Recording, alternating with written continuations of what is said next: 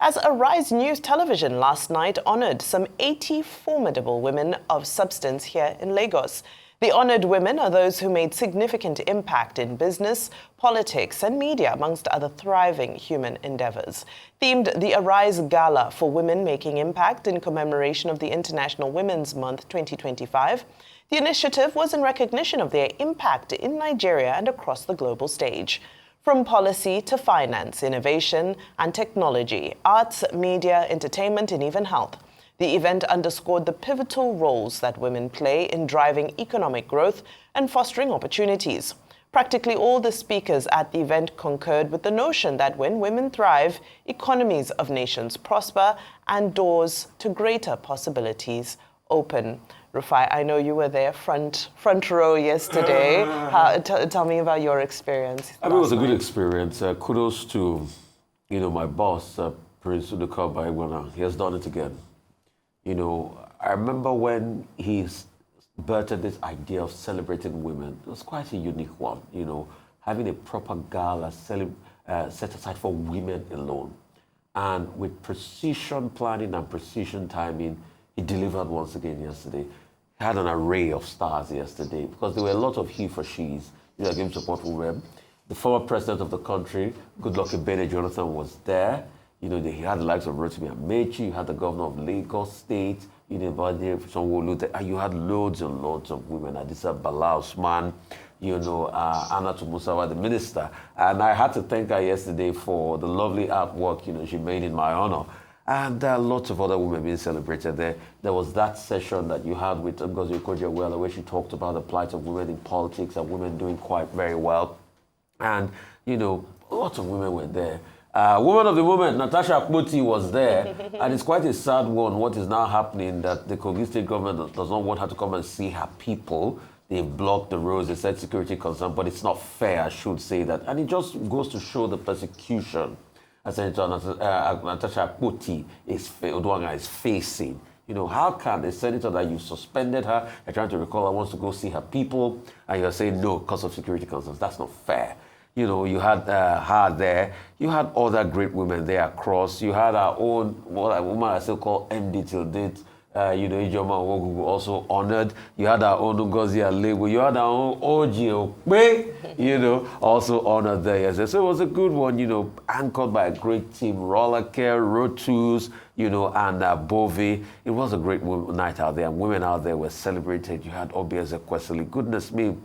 It was an array and a galaxy of stars. You can see there, the secretary to the government in Lagos State. You can see there Adora Umeji of Zenith Bank. Lots and lots of women out there.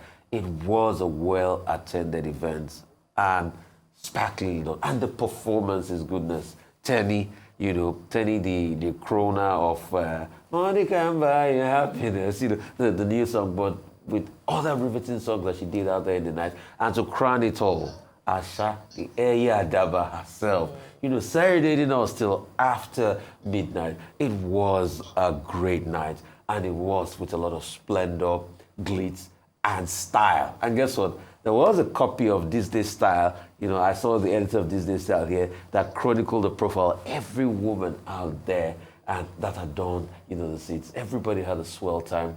The food was wonderful. 3 to 4 course meal. Then there was, salmon salad at first. There was fish. There was salmon and, some mash. There was rice. There was ribs. There was everything. And there was wine. There was drinks. It was just a good night. A great way to cap the International Women's Month of March and to start today.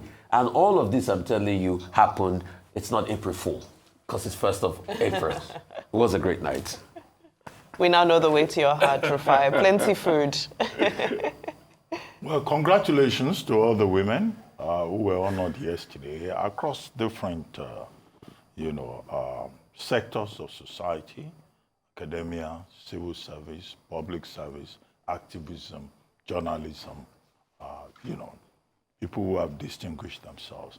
And this was a befitting recognition of the contributions of the Amazons to Nigeria's development process and to the public sector, to the social sector, to the extent that women constitute about 50% of the Nigerian population. But oftentimes, they suffer from the challenges of misogyny, the challenges of patriarchy, and then, of course, to find a media establishment like, Arise, recognizing these women, I think, it's a welcome development. It is also in keeping with the spirit of the celebration of women in the month of March.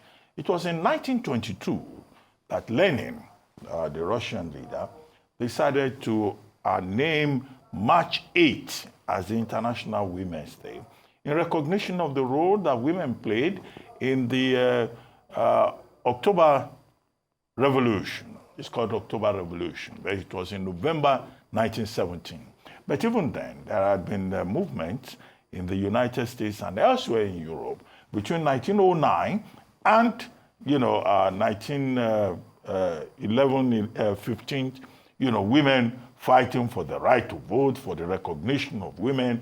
And then, of course, in the October Revolution, women played a major part. So it was Lenin that first declared March 8, Women's Day. It was not until December 1977, between 1975 and 1977, that the United States, that the United Nations decided to recognize, a special day for women. But since then, there's been an evolution. Now, women are celebrated in the whole of the month of March. And I think also it should be noted that Arise, News decided to celebrate women also in the month of March. And I think this is important. Although a bit of jealousy here. I don't know whether there is an International Men's Day. People celebrate women for a whole month, not even a day for men. I hope there's a Men's Day. Maybe one day, yeah. And women get a whole month. But in any way, congratulations to all the persons who were honored. And it's not just Arise News, other organizations throughout the month, have been organizing events. I recall following, my wife to one of such events and others that she attended.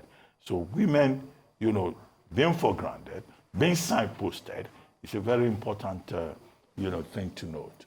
And we hope that all of this will translate in terms of lessons learned by the Nigerian establishment to understand that women, they are not just our mothers, daughters, aunties, wives. They are also people who are making very critical contributions to the development, not just of Nigeria, but also of humanity. And many of the women who were celebrated yesterday at the Arise News event are women that, you will see that they have, made very significant contributions in their various spheres of endeavor. I've been told that it was also Men's Day yesterday because I saw some husbands, he for she, all right? Yes. Is that what they call them? Coming to the event with their wives. You're a great he for she, by the way. Even some came with their sons, and I could see the husbands, taking their wives up the staircase. So to all the men supporting women and all the women supporting women, congratulations.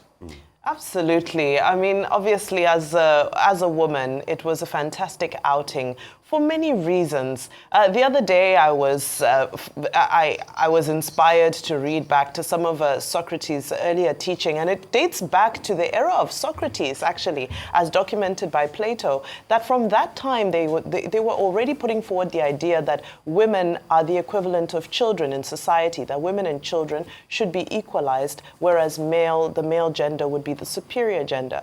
Anyway, we've come a very long way since then, and no doubt, because of women like those who were honored yesterday, not just those women, but of course women across all spheres of society.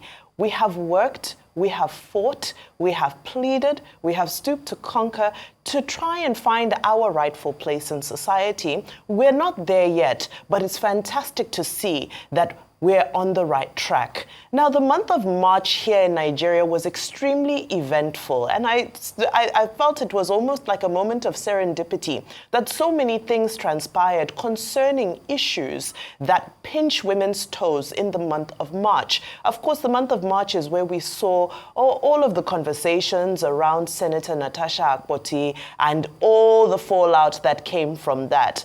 Why was it such a big conversation? It was a big conversation because it highlighted something that most women face on a regular basis.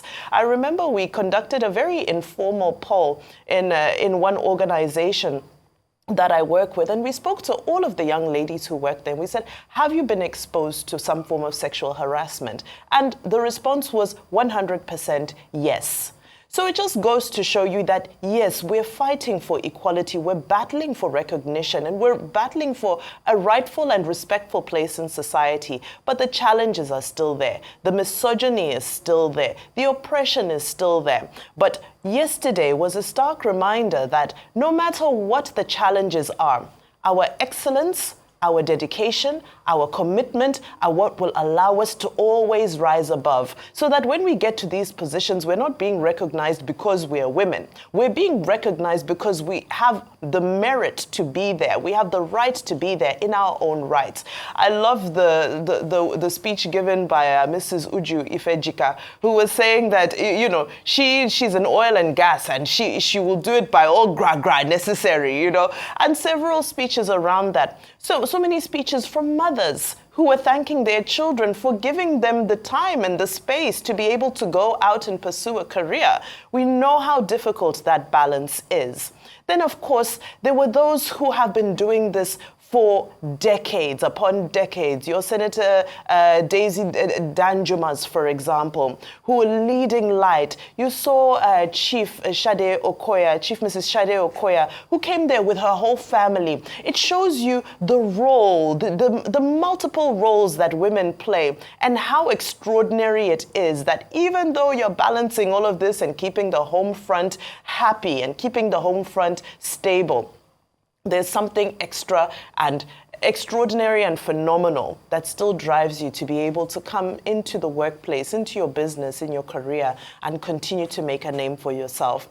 I'm glad Dr. Bati made reference to the he for she, because it's very important. We do have allies in this journey, and they are playing a very pivotal role. And I continue to appeal to more he for she's out there, that this is not a struggle for women to become dominant. No, no, no, no. It's just a struggle for women to be able to realize their full potential. Because as they say, a happy wife, a happy life. Happy mommy, happy children. And women are not going to be fully content, just pigeonholed to one role in society. All aspects of their humanity also need to be fulfilled, so they can also bring that contentness and peace that we need in the home front. So congratulations to Arise News on another fantastic outing. Congratulations to all the honorees, 80 of them, and of course the spectacular team that put together that seamless production last night. It was absolutely enjoyable from start to finish.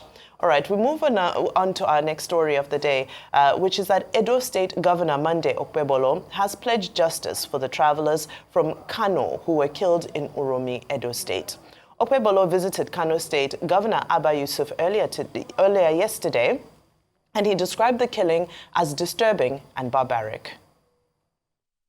I'm here to condole with the government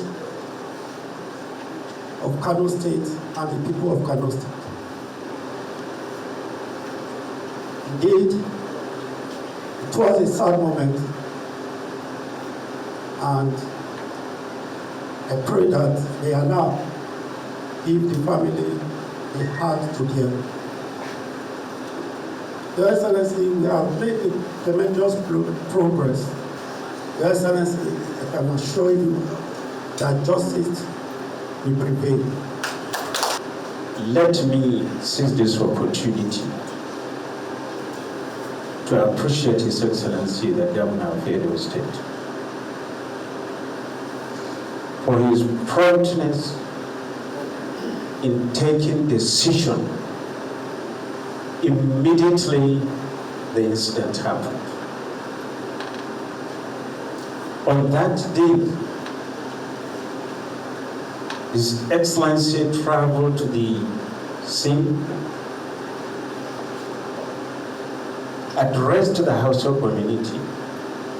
Many of them were apprehended, and they were taken to Abuja, where they were handed to the security agencies for further investigation. All right, so those are the latest developments in the ongoing saga, the tragedy that took place in Uromi, Edo State. Like I said yesterday, I condemn in its entirety that killing. It was needless and it was very, very sad. And the authorities must do everything to bring justice, because people do not deserve to be killed or to be maimed in such a way. But my question is to Governor Okpebolo today. Governor Okpebolo, you're quick to go to Kano. Yes, which is a good cause. But how about the people in Ikeke, in Uromi, that have been complaining of kidnap? When have you gone to see their family members? When have you gone to visit them?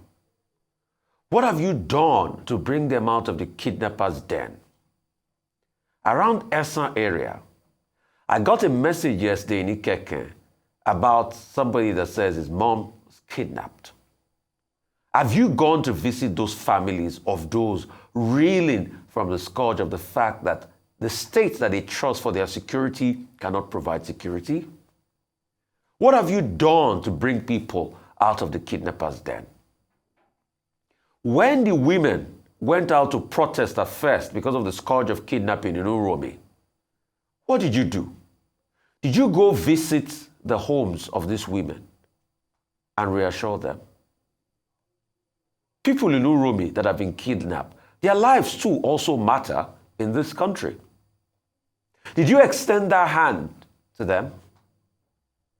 Your reassurances, did the government actually nip this crisis in the bud? So as you go to Kano, Governor Okpebolo, go to Uromi, go to Irua, go to Uboha, where they said they can hardly do anything, economic activities tampered with. Go to Ubiaja, go to Ikeke, where they just sent me a message that somebody was kidnapped the other day. Let it go across board. And the last point I'm going to make is, we need to stop the killings in this country. Just this morning, I was watching and seeing on Daily Post that a community in Benue had been sacked. Killings and maimings. We need to stop this. We cannot build a country this way. And the government must try as much as possible to provide security in parts of Edo and all parts of the country, and Esan land in particular. These people are crying. I get messages every day from Esan people locally and in diaspora about how unsafe their homeland has become with the scourge of kidnappers and killings. Governor Okpebolo also visit Esan land. My commiserations to the family of those hunters killed and lost. Like he said he will pay compensation, and I totally condemn the killings of those people. Well, I've written an extended essay on this subject today on the back page of This Day newspaper, for which I'm a regular columnist, a weekly columnist every Tuesday. And the piece is titled The Uromi 16 and the Problem with Nigeria. Now, I do not have any problems with Governor Okpebolo visiting Kano State. He did so in the context of the ethnic coloration that the tragedy last Friday in Uromi had been given, to the extent that, look, the persons who died, 25 of them were traveling, 16 of them were killed. Even after the matter had been reported to the police didn't do anything. And these persons were called Boko Haram terrorists and kidnappers. They were found with guns and dogs. And on account of that, the vigilante group moved against them and killed them. Now, we don't know the exact circumstances. Now, again, this shows you the issue about ethnic profiling, the issue about the freedom of movement in this country. The problem with the right to life under Section 33, the right to the dignity of the human person under Section 34 of the Constitution, 1999 Constitution, the right to be free from discrimination in under Section 42 of the Constitution, the right of freedom of movement under Section 44 of the Constitution.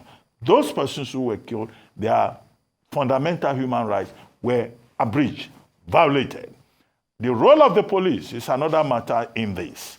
The same police that got a report, what did the police do?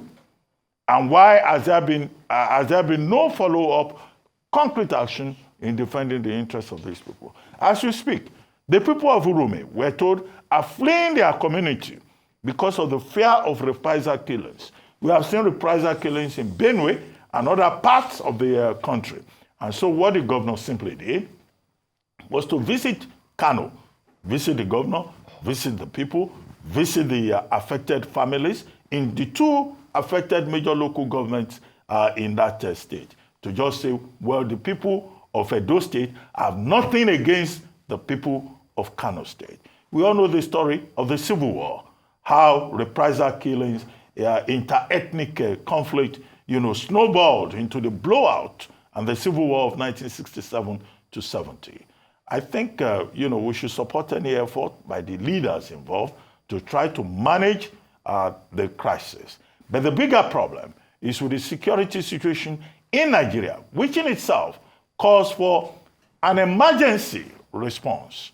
Emergency not in terms of, removing elected representatives of the people, but emergency in terms of government taking a more critical look at the security architecture in the country, strengthening security at the state level, state police. I also argue that perhaps we need a National Guard rather than the civilization, the abuse of the military in civilian circumstances, even if the Constitution says they can come in aid of civilian authorities. But what we are seeing is that even soldiers, apart from protecting territorial integrity of Nigeria, are now doing police work, all of them at checkpoints. So there are questions to be answered, to be asked.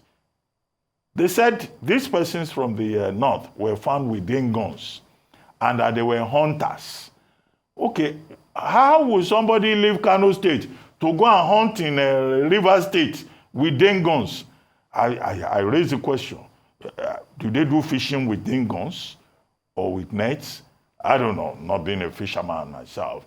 I probably have no expertise in that direction. But there are many questions, that can be raised. But what is important is justice, is the fact that there should be no cover-up, and that no Nigerian should be subjected to the danger, to the death that is walking on stilts on Nigerian roads, where when you leave your house in the morning, you could not be sure whether you will return in the evening.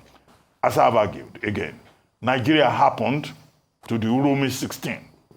Nigeria simply happened to them. And when Nigeria happens to you, it means that the state disappoints you, because the Nigerian state is in retreat. You may argue with that, but that is the truth. When the state disappoints you, either in terms of security or healthcare or education or in any aspect of life whatsoever, that is the reality, because the state has been captured by certain elements who are not focusing on the key issues. We commiserate with the orphans, the widows, the mothers who have lost their sons in the two local governments and other places in Kano State on account of Nigeria happening to the 25 travelers on their way to the north for the Eid-al-Fitr celebrations last Friday at a place called Urume. Urume, ironically, an important community in Nigeria that produced two prominent persons, Pa Anthony Enahoro and his brother, Peter Enahoro, popularly known as Peter Pan, men who believed in national stability, peace, and progress, only for their community to now be associated with a tragedy that will be remembered for the infamy of its occurrence. I offer my condolences to the families and the loved ones of those departed, and a speedy recovery to those who are said to still be in hospital and those with injuries. And I commend the move by Governor Mande Okpebolo to offer an olive branch to Kano State. Symbolic. Of course, it does not bring the people back. It does not change what happened. But I think it's important. It's an important show of humility, especially when the embers are burning hot. The rhetoric is heating up. The videos circulating of threats of reprisal attacks and young men getting ready to... we don't need to go that far. So anything that can be done to temper down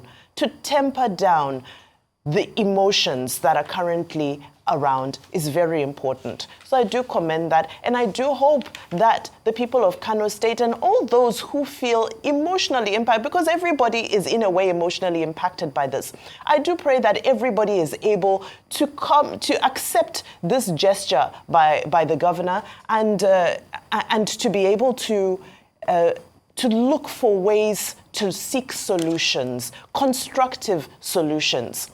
Now, when we look at what transpired here, the only thing that comes to mind is institutional failure.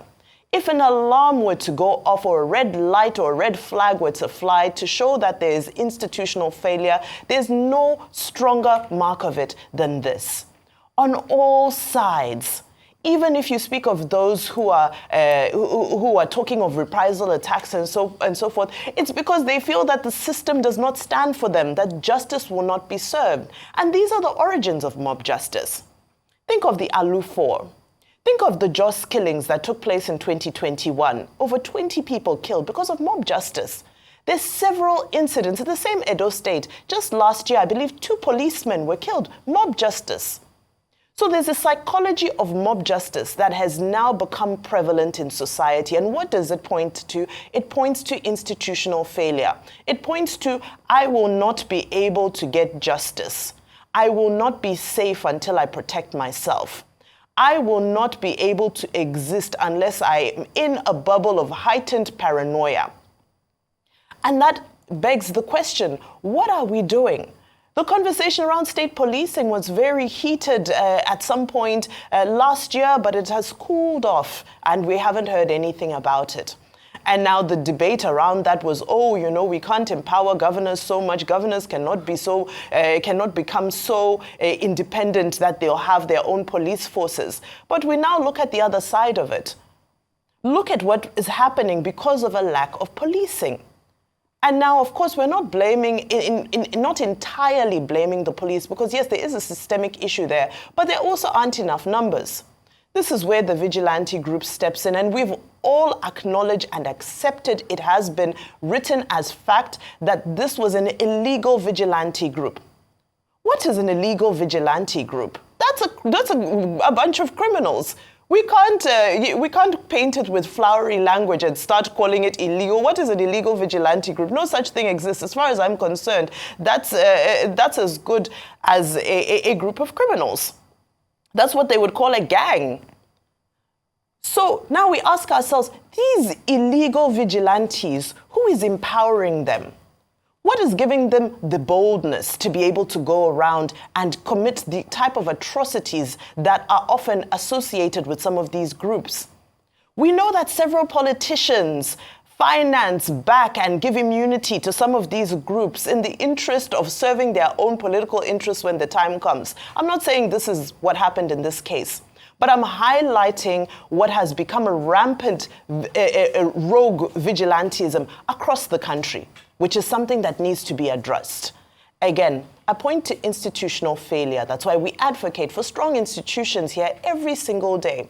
Because once we have strong institutions, we have accountability, we have justice, and we have a sense of security for all, and a feeling that no matter what happens, I know that the system will stand for me.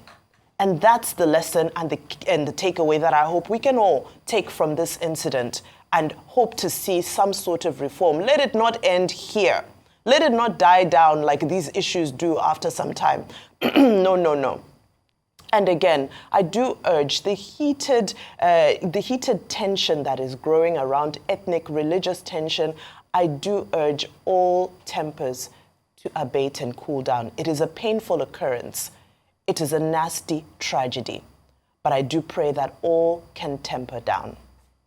All right, I believe we're now moving on to the international scene, where we begin in France, as French far-right leader Marine Le Pen has been banned from running for political office for 5 years, having been found guilty, alongside others, of embezzling over $4 million of EU funds for use in France by her National Rally party.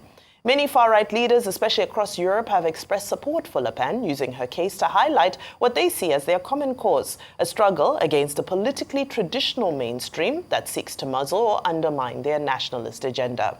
Well, Hungary's Prime Minister Viktor Orban declared in a post on X in French, "Je suis Marine," meaning I am Marine. Populist Geert Wilders, the leader of the Netherlands' largest political party, said he was sure Le Pen would win her appeal and that she would be France's next president. Italy's hardline Deputy Prime Minister Matteo Salvini also took to social media and stated, "We're not intimidated. Full speed ahead, my friend." Well, Marine Le Pen is an icon of France's nationalist right, one of the country's best known and most popular political figures, with her France First anti-woke, anti-migration agenda. We now move the conversation back here onto the African continent, as a national protest intended to pressure Zimbabwe's President Emmerson Mnangagwa to resign has become a shutdown as citizens stay away rather than take to the streets amid a heavy security presence. Only a handful of protesters took part in the planned march, spearheaded by a group of disgruntled war veterans who have accused Mnangagwa of corruption and wanting to cling to power, and they were dispersed by police firing tear gas. Now, following the reports of a low turnout, protest leader Comrade Blessed Geza urged Zimbabweans not to be cowards in a post on X. Now, President Emmerson Mnangagwa was elected in 2017 following a coup against longtime leader Robert Mugabe, and is currently serving his second and final constitutional term. That's as the constitution currently stands. Refine. A couple of things. So the far right wing has started to react to the Marine Le Pen's judgment. And what did she do? There was embezzlement. Monies that were supposed to be used were diverted to paying our own party staff. That's the political party that used to be called the Front National before, but the name was changed to Rassemblement National, National Rally in 2018. Some polls says if she runs for elections, she'll do very well. And she'll probably be able to get off the first round like her father did many years ago. And in the second round might be a contentious one for her, because some parties might coalesce and, come against that in the second round. But she'll definitely get about 36-37% of the vote to get off the first round. But with this decision, a couple of things have happened. She's been, banned. That one is from politics. She can't run for politics in presidency in the next election cycle. And also, she's been given a suspended sentence, which she can also pay a fine, and she will be tagged. But two of those ones she can appeal. Definitely the indication that she will appeal, she'll get over that. Yesterday, the reaction, she gave a speech at about 7-8 p.m., French time on television yesterday, where she says, oh, this is a witch hunt, all the things that she'll normally say against her. She says she's going to appeal. What has this done? So there are a couple of other factors that might happen. The House, as it is today, the French Parliament, needs a lot of Marine Le Pen support, because the government under the Prime Minister of François Bayrou has been very shaky. So they are saying she might trigger some of the parties that tilt towards her, to pass a vote of no confidence on François Bayrou. So there's that immediate threat. But also the long-term thing will be Jordan Bardella. Jordan Bardella, 29 years of age, also in the European Parliament, got in there at the age of 23, comes from originally Italian family. Family came to France in the 60s. Mother was very poor, out of the suburbs of Saint-Denis. Mother lived on 20 euro cash at all times, very poor person. He appeals to a lot of the young generation, has a big following on TikTok and the likes. But a lot of people have also said that he's too immature to be president. That conversation, you can stretch it, because Emmanuel Macron himself became president at the age of 39. So, and a lot of people too talked about that. So what will happen? There's been a lot of reactions across the board. The right-wingers are saying, oh, this is an assault on democracy and all of that. She says she's going to protest and all of that. As it stands today, she will not run in the next election. So what will be the case? Is there probably going to be a coalition with the likes of Eric Zemmour and Reconquista that are also saying that this is an assault against democracy and all of that? Will they coalesce with her and try to tip the government over by even passing a vote of no confidence and try to disrupt things? This is not the very first time. Michel Barnier was pushed out just like that. The French parliament has been shaky because there's no clear majority as regards the parties. That's one possibility. So let's see how all of this pan out. But let's see how Badela will take all of this himself, and let's see what will happen in the coming days. As regards Zimbabwe, what happened yesterday? I mean, this has been on. So it's another internal coup, really, because those that helped put Mnangagwa in there, which you know, Mr. Chiwenga, are saying, Mnangagwa, you've done your time. Please, it's time for you to just step aside and do mine. And there's been this talk, you know, like we reported, this podcast, you know, have been saying that there was a particular time the coup was going to happen. And yesterday was supposed to be coup day, but there were protests on the streets. And we did follow, what was it called? By the Citizens Voice Network, you know, yesterday. And Inside Zimbabwe. In Zimbabwe. And we saw that. But what is just happening invariably was that while all of this came up, the president quickly took some positions. So quickly, he fired the head of the army and put him as sport minister to be able to replace Kirsty Coventry, you know, a move which the likes of Blessing Geza and all the other people in the veteran folk are saying, no, this is far-reaching. So let's see how all of this, you know, pans out. But nothing really happened yesterday. Most of the CBDs were just very quiet, from the CBD in Bulawayo to the CBD in Harare. It was just pretty much very quiet. But there's an internal struggle going on, you know, for who is going to be the leader of Zimbabwe. All right. Oh, I thought, okay, yeah. Well, if you want me to go. Because of Zimbabwe. Okay, very quickly. I mean, what is happening in Zimbabwe, your country, I thought, you know, being your country, having played 1-1 against Nigeria, that you take the pleasure of analyzing your own country. But I sure will when you finish. The pressing issue is the fact that the opposition, the war veterans, they do not want Mnangagwa, the president, to remain in power. He's in his second and final term, and they do not want a situation as we have seen across Africa where there will be talks about constitutional amendment. That's the first thing. Because the sit-tight syndrome is an affliction within the political scene in Africa and a threat to democracy. And you recall that even his predecessor was forced out of that office because he apparently did not want to go, more or less.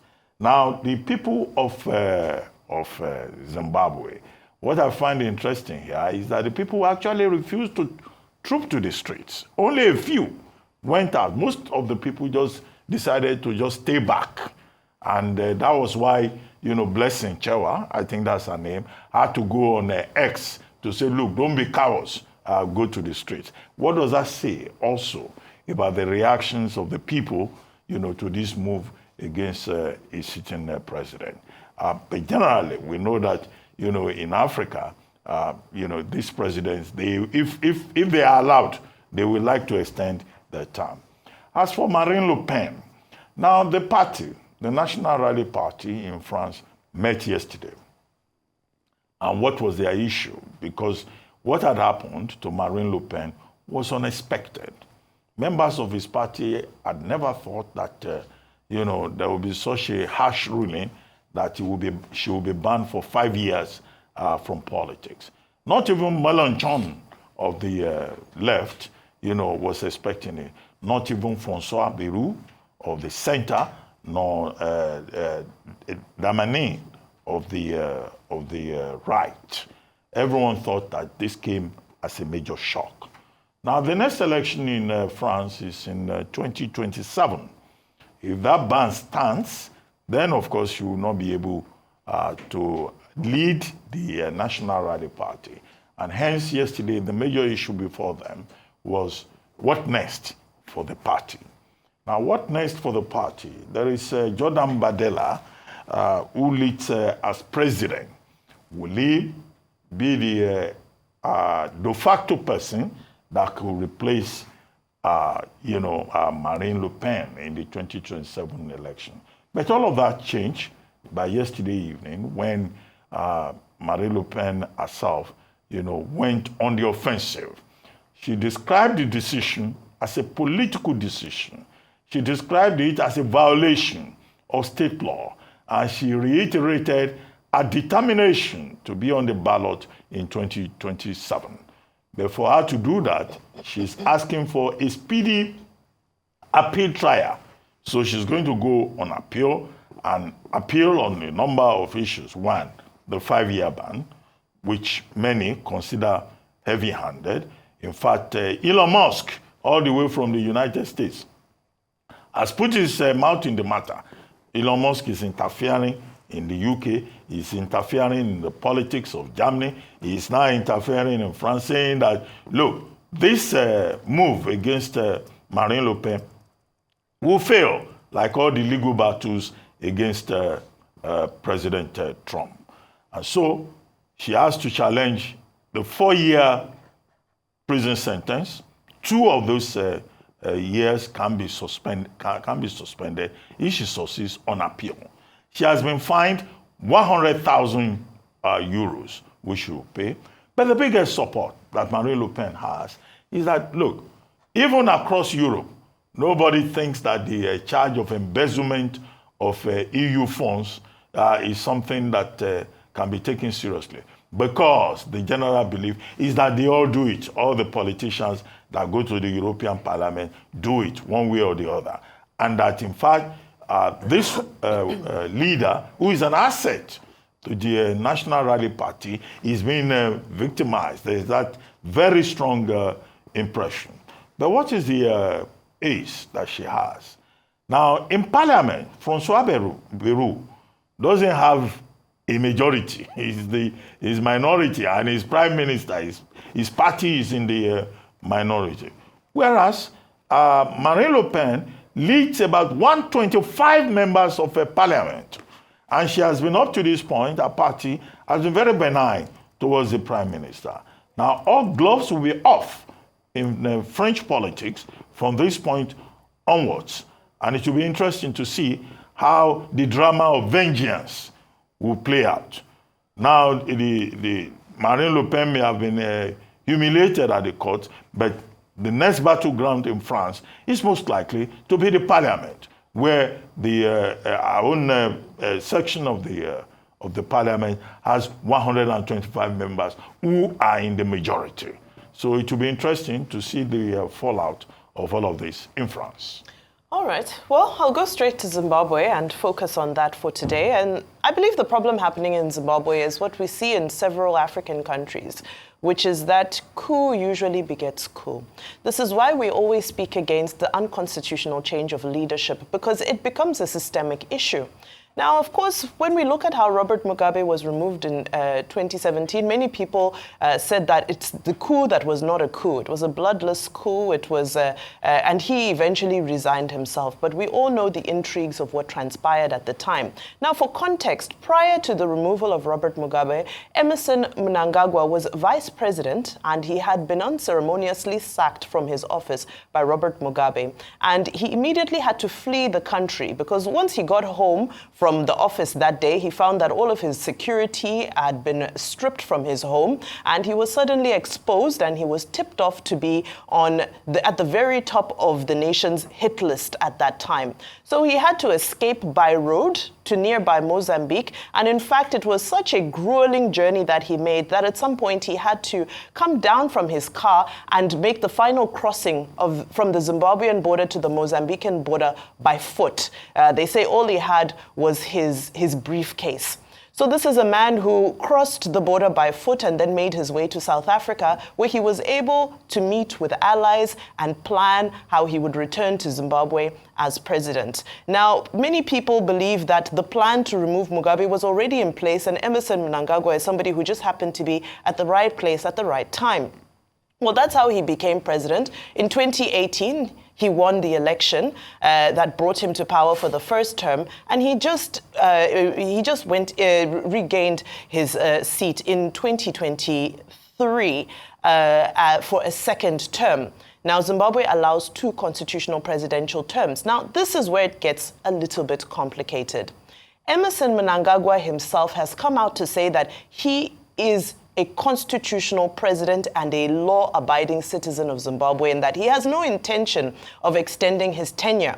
However, at the ruling party, ZANU-PF's congresses, the motto, the theme, what people have been celebrating and what people have been pushing is ED 2030. Emmerson Mnangagwa is known as ED. So they're saying that he should continue his mandate until 2030. So it begs the question, are they doing this independently, or are they being influenced to do this? And is this a plan where he's coming to say he has no interest in 2030 whatsoever? Because where is this rhetoric coming from? And this is the rhetoric that has caused the tension that we currently see, is the idea that potentially there's a plan that this president will extend his tenure beyond the next election, which is 2028. So it's a tricky situation, because from his own mouth, his own words, he has said categorically several times that he intends to step down and hand over to the next person in 2028. Well, in this, there are several players. There are the opposition politicians who are relatively quiet at the moment, and then there are the war veterans who have always been an instrumental part of Zimbabwean politics. The war veterans, if you remember, Zimbabwe gained independence in 1980. So Zimbabwe is a relatively young country, and Zimbabwe is a country that was born out of the passion to give the land back to the people. And the war veterans still hold a revered place in society as those people who returned the land back to the people.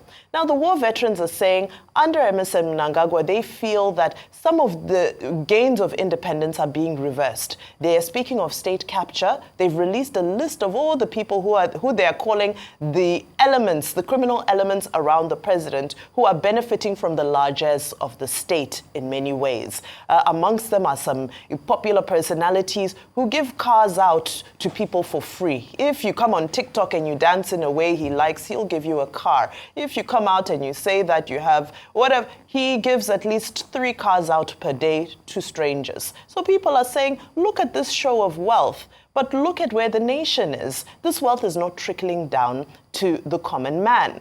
So those are some of the issues that brought people out. The few people who came out onto the streets yesterday who were interviewed, many of them were saying that the economy is hard, and all we are saying is we want to be able to be part of the formal economy, to earn comfortably, to send our children to school, and to go to well-equipped hospitals.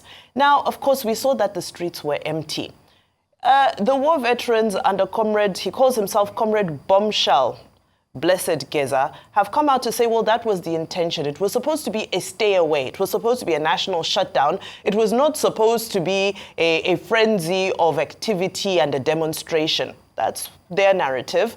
However, the honest truth around this is that Zimbabweans are generally very peaceful people. And many were scared of the security threats. Many were scared that if they came out, what would happen? We remember the images from the 2018 election when some people came out to protest the announcement of the results, and the military was unleashed on them. We saw elderly women being shot with AK-47s, it's well documented, in the streets of Harare. So people are worried about a recurrence of this and, of course, chose to stay home. So this is a moving story, this is a developing story. We do continue to plead with the people of Zimbabwe to continue to imbibe peace and to continue to respect the Constitution. There is nothing wrong with not supporting the president in power, but let's all work towards 2028, to the next election, where we can make our choice and bring about the type of leadership that we want for our country. I hope I've done it justice. Our choice, after we have married you. Remember, we are giants together, 1-1. So.